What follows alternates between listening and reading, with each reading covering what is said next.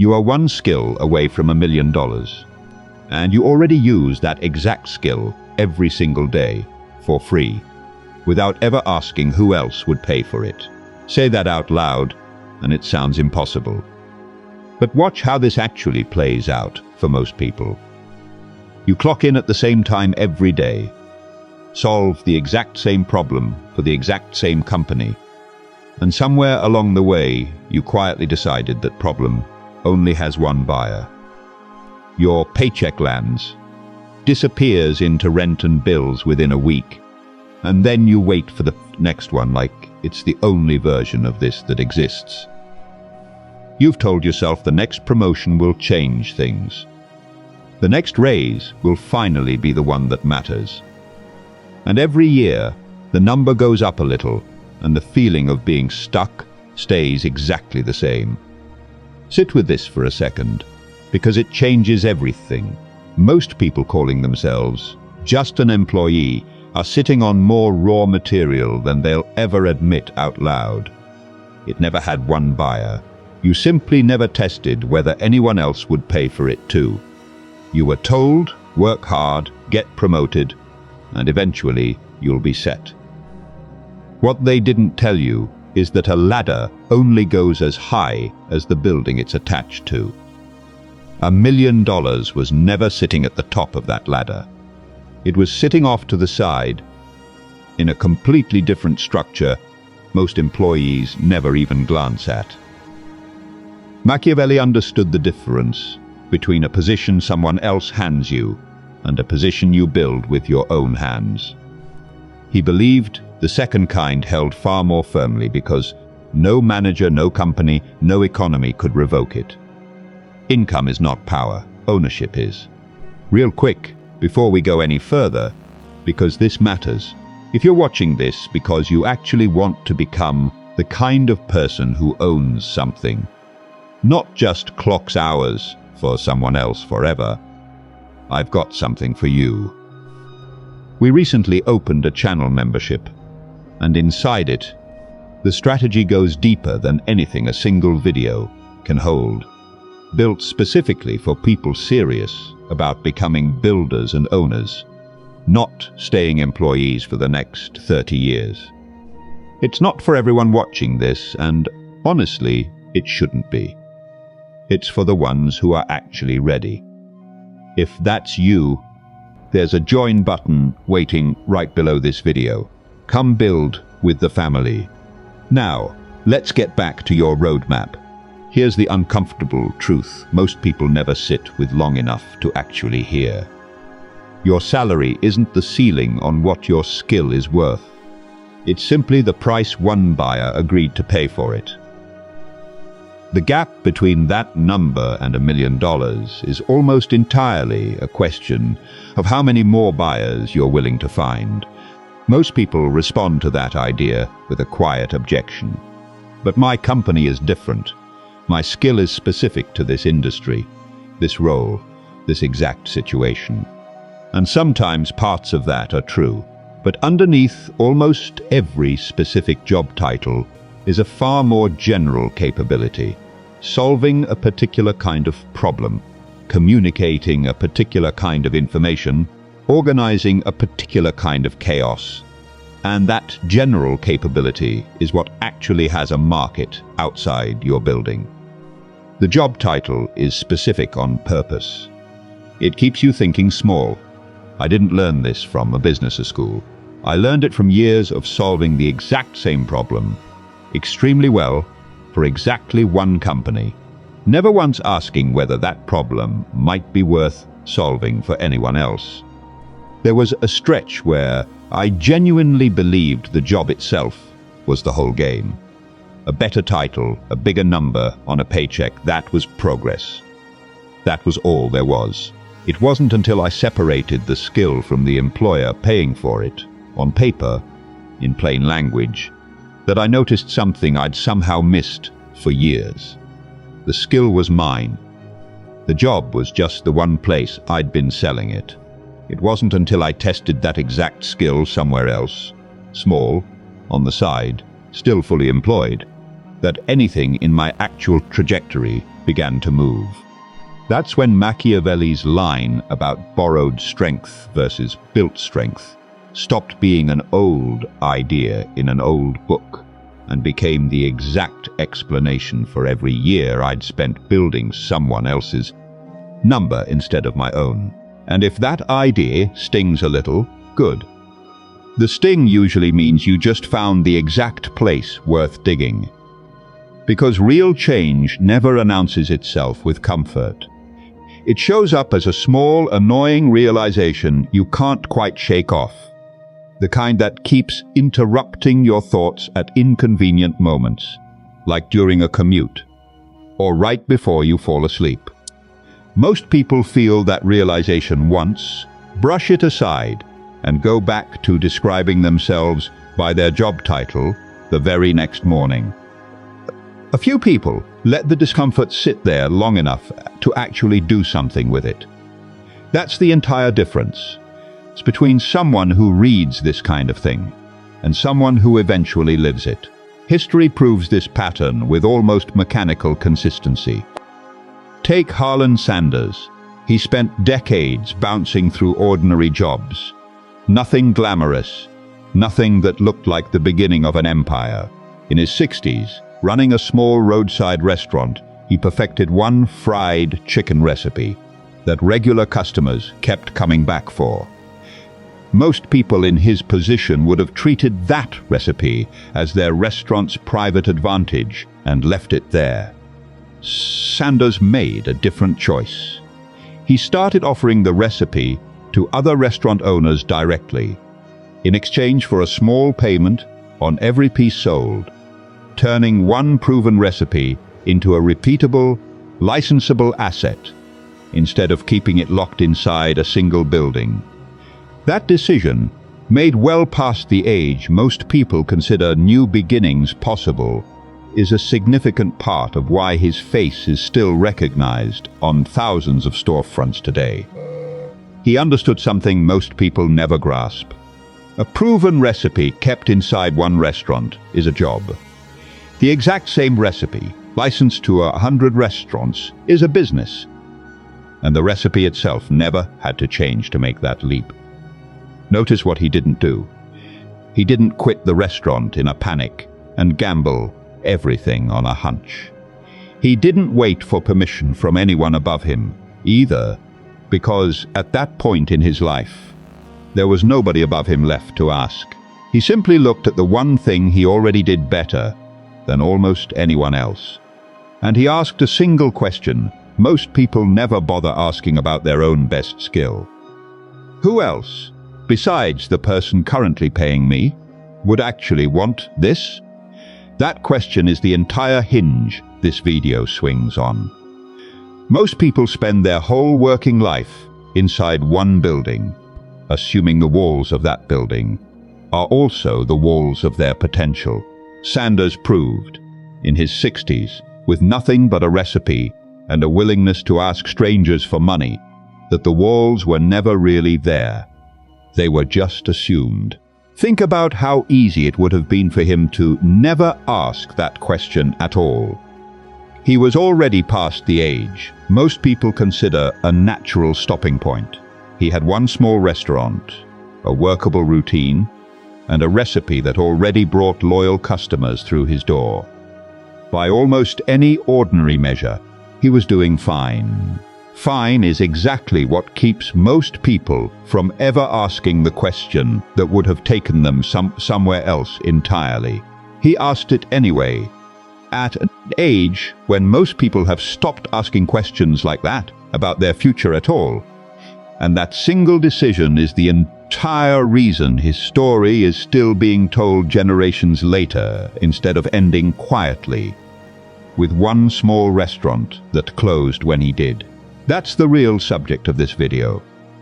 Not another lecture about hustling harder. This is the actual roadmap, phase by phase.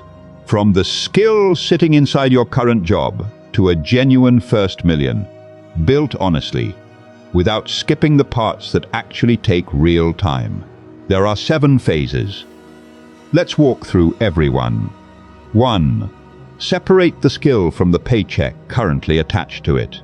Most people describe themselves by job title first, and skill second, if they think about skill at all. That's backwards, and it quietly keeps you trapped, because a title only means something to the one company that gave it to you. Machiavelli believed a ruler's true strength lived entirely in his own capability, never in the specific position currently providing it. Confuse the two, and you'll spend your energy defending a job title with the same intensity that should have gone toward defending a skill that belongs to you alone. Most people confuse the two without ever noticing it. Ask someone what they do, and they'll answer with a job title and a company name before they ever mention the actual thing they're good at. That habit isn't an accident. It's what happens when you've spent years being paid by one buyer. The buyer's name quietly becomes your name. Here's what confusing the two looks like. Someone gets asked what they do, and they answer with a company name and a department. Ask them what they're actually good at, the specific problem people come to them for, and they hesitate, because they've never had to name it outside that building. Here's what separating them looks like instead. Picture the exact task you're best at inside your current job, the one thing people come to you specifically for. Now describe it on a piece of paper with your employer's name completely removed. What's left is the actual asset. What's missing is simply the current buyer. A job title is rented, a skill is owned. This matters more than it sounds like it should, because most people don't just undervalue their skill, they don't even know what it is in isolation. They've never had to say it without the company logo attached. And a skill you can't name clearly is a skill you'll never be able to sell to anyone else, because you don't actually know what you're offering. The exercise isn't motivational fluff. It's the first honest inventory of the one thing you'll spend the rest of this roadmap building on top of. There's a reason this step feels strange the first time you try it. Your identity has been quietly borrowing its shape from your employer for years. The badge, the email signature, the way you introduce yourself at a dinner table. Strip all of that away, and for a moment it can feel like there's nothing left. That discomfort isn't a sign you did the exercise wrong. It's a sign you'd never actually looked underneath the badge before. What's underneath doesn't disappear when the badge does. It's just been sitting there, unnamed, the entire time. 2. Find out whether anyone else will actually pay for it. Here's a question worth sitting with honestly. Has your specific skill ever been tested outside the one employer currently paying for it? For most people, the honest answer is no, not once, in years of doing the exact same work. Machiavelli tested new strength on a small scale before ever betting everything on it. A single, modest test told him more than any amount of confident guessing ever could. Here's what avoiding the test looks like. Years pass. The skill gets sharper and sharper inside one job, and the person quietly assumes it's only valuable there, because that's the only place it's ever been asked for. Here's what running the test looks like instead. One small side project, one modest, real transaction, completed for someone other than your current employer. Not a favor, not a freebie, an actual paid exchange, however small. That single data point answers a question most people spend years avoiding entirely. Whether the skill genuinely transfers, or whether it only ever worked inside one specific building. Untested confidence and tested confidence look identical from the outside and feel completely different on the inside. The first collapses the moment reality pushes back. The second doesn't, because it's already survived contact with a stranger's money. Most people quietly avoid this test because they're afraid of the answer. If a stranger says no, the whole comfortable theory falls apart, and the excuse of, "I just haven't had time" stops working. So the test never happens, and the theory never gets challenged, and years pass with the exact same unanswered question sitting untouched. Notice that the fear isn't really about the test itself. It's about what the test might take away from you. The story that you were always going to be fine, someday, once things settled down. A small test costs you almost nothing. Avoiding it forever costs you everything the test would have proven. Now pause here for a second. Think honestly about whether you've ever actually tested your core skill outside your current job, even once, in a small, low-stakes way. 1 or 2 words. That's enough, because that untested question is quietly the biggest gap between where you are and phase 3. 3. Build toward your first $1,000 entirely outside the job. This phase isn't about the size of the number. It's about proving, with real evidence instead of hope, that the transferable skill can generate income independent of your current employer. $1,000 earned this way changes almost nothing about your bank account. It changes almost everything about your identity. Machiavelli valued proof over promise every single time.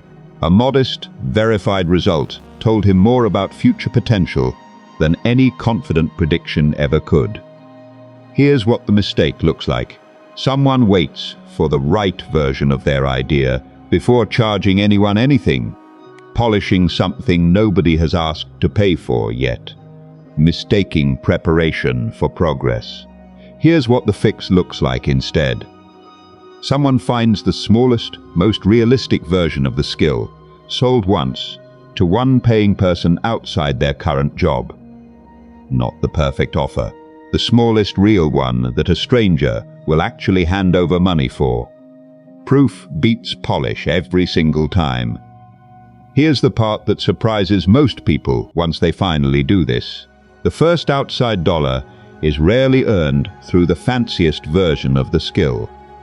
It's usually earned through the fastest, plainest version, the one that felt almost too simple to charge for. That's not a coincidence. Strangers aren't paying for polish. They're paying for a specific problem going away. Polish is what you add later.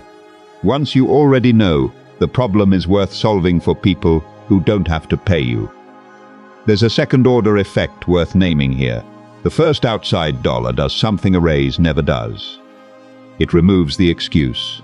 Once you've been paid once, outside that job, for the exact thing you do inside it, you can no longer honestly say the skill only works for one employer.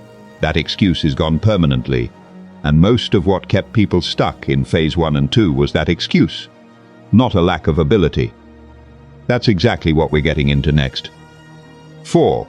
Turn the first 1,000 into a repeatable process, not a one-time fluke. There's a specific trap that swallows this phase for most people. The first outside sale happens, feels great, and then never gets repeated, because it was never actually turned into something systematic enough to repeat easily. Machiavelli distrusted single victories that weren't converted into lasting structure. A win that couldn't be repeated wasn't actually strength. It was luck wearing strength's clothing for a moment. Here's what the fluke looks like. Someone lands one client, one sale, one paid project, feels like they've made it, and then goes quiet for months because they have no idea what actually produced that result. Here's what the process looks like instead. Take whatever produced that first outside dollar and write down specifically the steps that made it happen. Then ask what would need to be true for those same steps to work a second time and a 10th time, without anything fundamentally new being invented each time. A win is an event. A process is an asset. Writing the steps down feels almost too simple to matter, which is exactly why most people skip it. But an unwritten process lives only in your memory, which means it dies the moment you get busy, distracted, or discouraged. Written process survives all three, because you can follow it on the days you don't feel like thinking. There's another benefit here most people never notice until much later. A written process is also a thing you can inevitably hand to someone else or improve on paper without having to relive the whole experience each time. The moment your first win becomes a written sequence, it stops depending entirely on your memory, your mood, or your motivation on any given day. That's the exact same shift Sanders made with a recipe. He didn't need to personally fry every piece of chicken in every location. He needed the process written down clearly enough that someone else could follow it and get the same result. This is also the moment most people quietly convince themselves they're not the system type, as if writing down what already worked once requires some special talent they don't have. It doesn't. It requires 10 honest minutes and a willingness to treat your own success like it's worth studying, not just enjoying. 5. Build toward a full income floor that no longer needs the job at all. This is the phase most people either skip entirely or attempt far too early. It's not about matching your salary in a single lucky month. It's about proving, consistently, over a defined stretch of months, that the outside income can reliably cover what the job currently covers. Machiavelli believed decisions this significant should be grounded in calculated evidence, never in a single good month mistaken for a permanent trend. Here's what the mistake looks like. One strong month happens, and someone quits the job immediately, convinced the pattern is locked in, only to watch the income drop back down the very next month with nothing left to fall back on. Here's what the discipline looks like instead. Set the actual number your current job covers. Then track, honestly, whether the outside income hits that number consistently across several consecutive months, not once. One good month is a data point. 6 good months is a floor. This is also the phase where impatience quietly does the most damage. The urge to quit the job the moment things start working is powerful, because the job has become the visible enemy and the outside income feels like the obvious hero. But a single strong month is exactly as informative as a single strong roll of the dice. It tells you the outcome is possible. It tells you almost nothing about whether it's dependable. The floor isn't proven by how good your best month felt. It's proven by how boring 6 ordinary months in a row turn out to be. Now pause once more. Think about whether you actually know your own real income floor, the specific number your outside income would need to consistently hit before the job stopped being necessary. One word is enough, because most people who stay stuck here were never missing effort. They were missing that one specific number clearly calculated. 6. Convert income into ownership, not just replacement. Picture 2 people at this exact stage, both earning the same outside income, both having proven the number from phase 5. The first person simply keeps trading hours for that income, one paying source, replacing another. The second person deliberately converts a portion of that income into something owned, a system, an asset, equity in something that keeps producing without requiring their hours attached to every single dollar. Machiavelli never believed replacing one master with another counted as real freedom. True independence meant owning the structure itself, not simply changing who currently paid for your hours. Here's what replacement looks like. Someone leaves their job, freelances full-time, and 5 years later is still trading hours for money, just for different clients instead of one employer, exhausted in a new outfit. Here's what ownership looks like instead. Someone takes a portion of that same income and builds something that keeps producing while they sleep. A product, a system, a piece of equity. So the ceiling stops being tied to their hours at all. Replacing your boss isn't freedom. owning the machine is. This is also the phase where the earlier phases finally pay for themselves. The written process from phase 4 becomes the blueprint for the thing you now own. The proven flaw from phase 5 becomes the cash that funds building it without starving yourself. In the meantime, nothing here works in isolation. Each phase quietly hands the next one exactly what it needs, which is also why skipping straight to phase 6 without walking through the first 5 almost never holds up. There's nothing underneath it yet. This is the quiet phase, where $1 million actually becomes mathematically realistic, because owned compounding assets can grow well past what hourly income alone was ever going to reach, no matter how high that hourly number eventually climbed. Hours are linear. Ownership is not. 7. Understand that the million was never the actual finish line. It was simply proof the roadmap had been followed correctly. This is the phase that ties every other one together, and it's the reason this entire roadmap exists. Every phase we've covered, separating, testing, proving, systemizing, floor building, owning, they all point toward the same underlying truth. The $1 million was never actually the goal. It was simply the number large enough to prove, beyond any doubt, that the entire sequence had been followed, start to finish, instead of skipped or rushed. Machiavelli never measured a ruler's success by a single dramatic moment. He measured it by whether the structure built along the way could keep standing long after that moment had passed. Here's what this looks like in real life. You finish this video and you already know, right now, which of these 7 phases you're honestly standing in. Not the phase you'd like to claim, the real one, not vaguely. Specifically, you already have one in mind. The version of you who actually reaches the end of this roadmap doesn't skip ahead looking for a shortcut past the phase they're currently in. They finish the one in front of them first today, in whatever small way is actually available right now. The version of you who stays stuck closes this video, feels briefly motivated, and goes back tomorrow to describing themselves purely by their job title, the exact same way they have for years. The only real difference between those two people was never talent, or luck, or a better starting position. It was whether they actually walked the sequence, one honest phase at a time, instead of hoping to leap straight to the number at the end. Notice something else about these 7 phases, now that you've heard all of them together.